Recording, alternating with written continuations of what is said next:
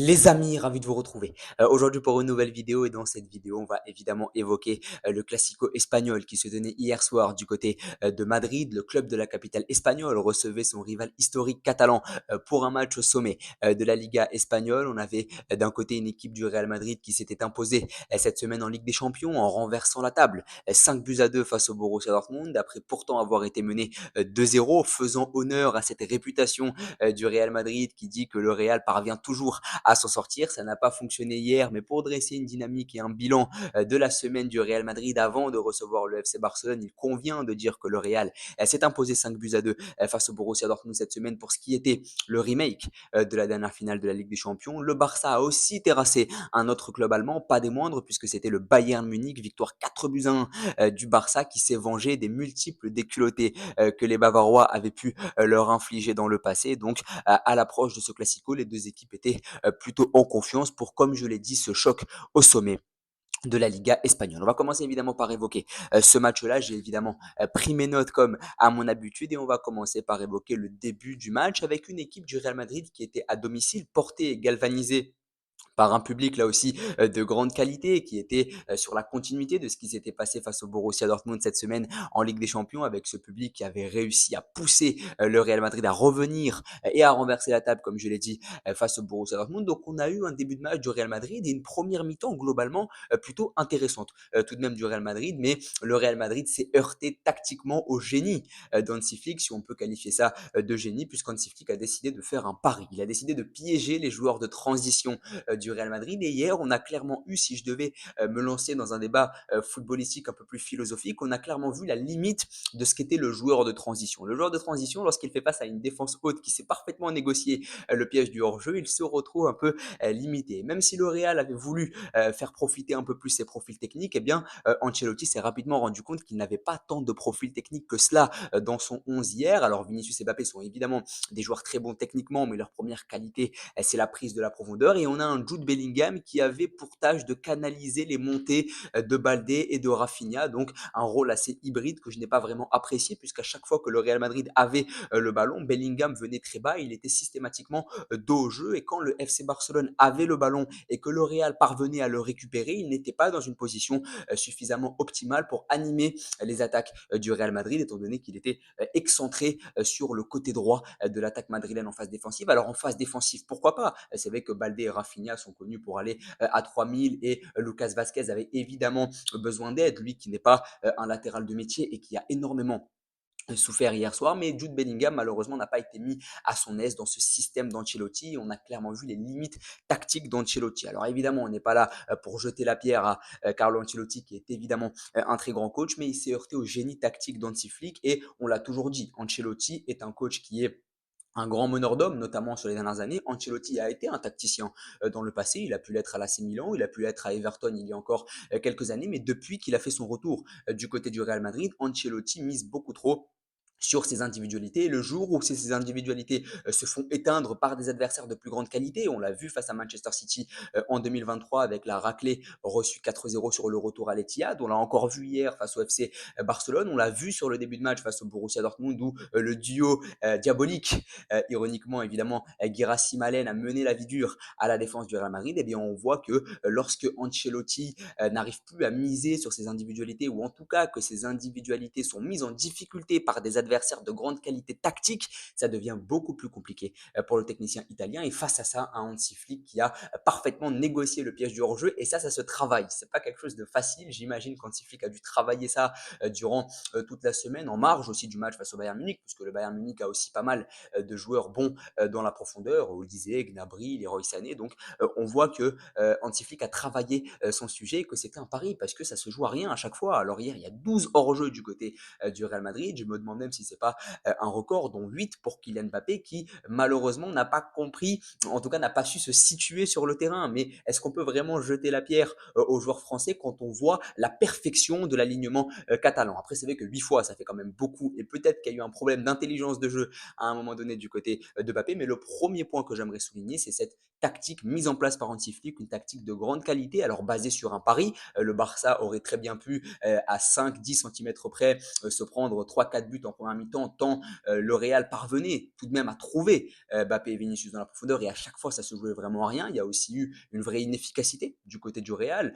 Kamavinga aussi qui rate son occasion juste devant Peña, Vinicius qui a pas mal raté aussi, Mbappé qui a marqué beaucoup de buts hors jeu, donc ça montre que le joueur n'est pas vraiment en confiance. Si ce c'est hors jeu, donc il marque, donc il y a moins de pression, donc forcément on voit qu'il y a un joueur qui est en difficulté au niveau de la confiance. Donc voilà, le premier point c'est évidemment cette défense du hors-jeu, cette tactique d'Anti-Flick qui est basée sur un pari mais qui a parfaitement fonctionné. Et on a clairement vu la limite de ce que pouvait être le joueur de transition lorsqu'il faisait face à une équipe très bien en place tactiquement au niveau du piège du hors-jeu. Et en face, c'était Inigo Martinez. Hein. C'est pas un défenseur de classe mondiale. Pau Cubarsí est encore très jeune, donc il n'a pas tous les rouages. Donc on voit que Anti-Flick parvient à faire cela avec des joueurs qui ne sont pas forcément des cracks à la base. Baldé, c'est plus un contre-attaquant qu'un défenseur. Jules Koundé, il n'est pas formé en tant que latéral droit. Cubarsí est encore très jeune. Et Inigo Martinez, à la base, est un joueur moyen de Liga. Donc avec tous ces joueurs qui ont des défauts évidents, il est parvenu à faire une mise en place tactique de grande qualité. Et ça, je pense qu'il faut tout de même féliciter ce travail. En face de ça, on a eu aussi un milieu catalan supérieur sur le plan technique. On a eu ce milieu Casado, Pedri, Fermin Lopez, Made in Masia qui a mené la vie dure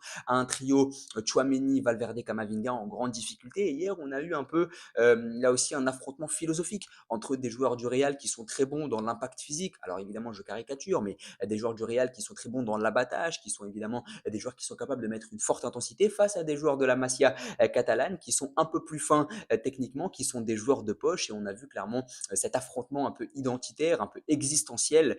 Et au final, c'est le Barça qui l'a emporté, tout simplement puisque ils ont des meilleurs joueurs techniquement. Et là aussi, c'est pas basé sur une possession à outrance. Le Barça n'a pas fait tourner le ballon comme il pouvait le faire durant les années précédentes. Le Barça s'est contenté de mettre beaucoup d'intensité au milieu de terrain, et ces profils-là, qui pourtant sont plutôt fins sur le plan physique, sont parvenus à mener la vie dure à Chouameni, Valverde et Camavinga. Et on voit encore une fois le manque d'un Toni Kroos dans ce milieu. Chouameni, Valverde et Camavinga sont très jeunes, ils ont des lacunes techniques évidentes, et surtout c'est l'animation au milieu de terrain d'Anti-Flick qui a été évidemment très fructueuse pour le FC Barcelone, avec un Casado qui est capable de très bien organiser le jeu en tant que numéro 6, un Pedri qui a ce rôle de 8 et un Fermin Lopez qui est un peu plus un meneur de jeu qui va venir chercher entre les lignes. Donc l'animation du milieu de terrain était très intéressante face à des joueurs du Real qui malheureusement Chouameni a des lacunes techniques. À chaque fois c'est 2-3 touches de balle. Quand on lui demande d'en faire un peu plus, ça devient beaucoup plus compliqué. Dès qu'il est pris à la gorge, le milieu de terrain français est en grande difficulté, et contrairement à un Casado qui, même pressé, parvient toujours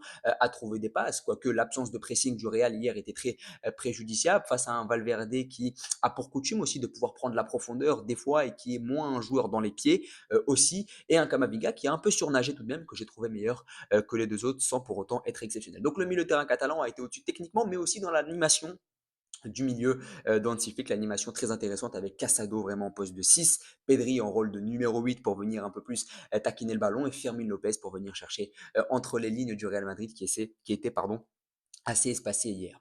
J'aimerais aussi parler d'un autre débat philosophique, c'est le métissage footballistique d'Hansi Flick. Alors dit comme ça, c'est un terme un peu étrange, mais on n'a pas un Barça qui joue à un tiki-taka comme il pouvait le faire dans le passé. On a clairement un Barça qui est dirigé par un coach allemand, donc qui a mis en place le gegenpressing très allemand, très autrichien, très saxon, au final avec des joueurs de poche espagnols. Et donc on a un métissage footballistique avec un coach allemand qui met en place le gegenpressing, mais qui utilise des joueurs de poche espagnols qui à la base ont l'habitude de jouer ce tiki-taka. Donc ces joueurs de poche espagnols ne jouent plus au tiki-taka, mais ils se soumettent au gegenpressing allemand. Donc on a un petit métissage footballistique, et je ne vais pas faire le mec. Hein. Quand Hansi Flick est arrivé du côté du FC Barcelone, j'étais assez sceptique. Je trouvais que sur le plan identitaire, c'était pas vraiment naturel d'avoir un coach allemand à la tête du Barça, qui est un club très marqué sur le plan philosophique. Mais au final, pour le moment, ça fonctionne très bien. Il y a deux victoires absolument historiques cette semaine pour le Barça. 4-1 face au Bayern, 4-0 face au Real. Deux adversaires qui étaient les principaux bourreaux du Barça sur les années précédentes. Ça n'est pas anodin du tout. Il y a aussi les latéraux que j'ai beaucoup appréciés. On en a un peu moins parlé puisqu'ils ont été éclipsés par le milieu de terrain Casado, Pedri, Firmin, par Yamal et Rafinha qui ont été très bons, ou par Lewandowski qui a évidemment encore marqué hier et montré qu'il n'était pas fini. Mais les latéraux sont très intéressants du côté du club catalan, avec Koundé qui a un rôle beaucoup plus défensif. Hier, son rôle, c'était clairement de canaliser Vinicius Junior, et de l'autre côté, un Baldé qui est clairement en mode contre-attaque. Donc, on a vraiment cet équilibre et cette complémentarité qui est trouvée entre les deux flancs de la défense catalane face à des latéraux madrilènes qui sont beaucoup trop limités. Vasquez n'est pas un vrai latéral, on l'a toujours su. Alors il peut dépanner de temps en temps, mais sur un classico face à une équipe aussi organisée, aussi forte, ça devient beaucoup plus compliqué. Et un Ferland Mendy qui souffre de lacunes techniques évidentes et je ne comprends pas comment Ferland Mendy peut encore jouer au Real Madrid tant ce dernier a beaucoup de lacunes et même sur ce qui est son point fort, c'est-à-dire les phases défensives et même face à un Yamil Yamal beaucoup plus discret pardon, sur le match d'hier, ça s'est montré beaucoup plus difficile pour Ferland Mendy. Donc on a un Real hier qui était clairement à la dérive, mais comme je l'ai dit, le Real ne fait pas une mauvaise première mi-temps. Hein. Le Real réalise même une première mi-temps de qualité. Ils se procurent des occasions, mais ils sont piégés par cette mise en place tactique d'Hansi Flick qui clairement piège les joueurs offensifs du Real Madrid. Un Bellingham beaucoup trop discret puisqu'on lui demande de faire un rôle qui n'est pas le sien et un milieu qui est clairement orphelin d'un profil technique. Toni Kroos étant parti du Real Madrid l'été dernier. Donc on voit que ce milieu de terrain a beaucoup de mal avec un Tchouaméni un peu trop limité techniquement qui dès qu'il est pressé se retrouve quelque peu noyé, un Valverde qui n'arrive pas finalement à prendre le lead de ce milieu de terrain puisqu'avant il pouvait être un peu sous tutelle de Modric ou de Kroos, les deux étant absents, ça devient beaucoup plus compliqué pour lui. Donc on n'a pas ce joueur technique et créatif au milieu du Real et on a vu que Ancelotti était incapable de donner les clés du jeu à Jude Bellingham comme il a pu le faire l'an dernier. Donc le Real a ce profil technique en la personne de Jude Bellingham, mais il n'est pas suffisamment exploité puisque on lui demande de défendre, donc ça devient beaucoup plus compliqué là aussi. Il y a un gros manque technique au milieu et puis il y a une question qui peut se poser sur ce Real Madrid-là. Est-ce que le Real Madrid n'est qu'une équipe à réaction au final? On a vu que le Real Madrid avait de gros problèmes tactiques et le jour où tu affrontes un adversaire qui est largement au-dessus de toi sur le plan tactique avec un coach qui a des idées, eh bien tu prends la marée puisque tes individualités sont clairement piégées. Ça s'est vu face à Manchester City en 2023 à l'Etihad Stadium où le système collectif de Guardiola a clairement bouffé les individualités madrilène avec Benzema, Vinicius à l'époque. On l'a vu aussi face à Lille où la mise en place tactique de Genesio, là aussi, a fait beaucoup de mal à ce Real Madrid. Là aussi, donc dès qu'Ancelotti affronte un coach qui propose des choses, qui a des idées, ça devient beaucoup plus compliqué puisque ces individualités sur lesquelles il compte autant sont clairement éclipsées. Donc voilà, n'hésitez pas en tout cas à me dire ce que vous avez pensé de ce classico, à vous abonner, à liker et à partager. Merci beaucoup.